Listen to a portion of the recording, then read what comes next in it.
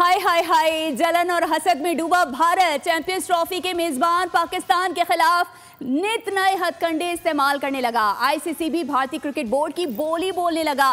Chairman international cricket council Jay Shah साहब, आप भारतीय क्रिकेट बोर्ड के सरबराह नहीं बल्कि क्रिकेट काउंसिल के सरबराह हैं, जरा ख्याल रखें।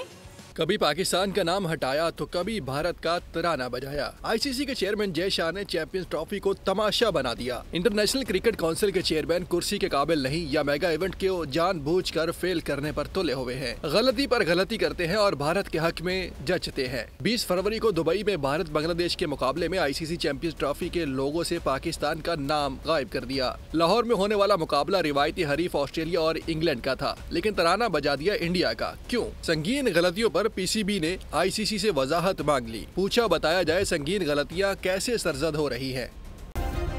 सब्सक्राइब करें और बेल दबाएं ताकि कोई खबर रह न जाए।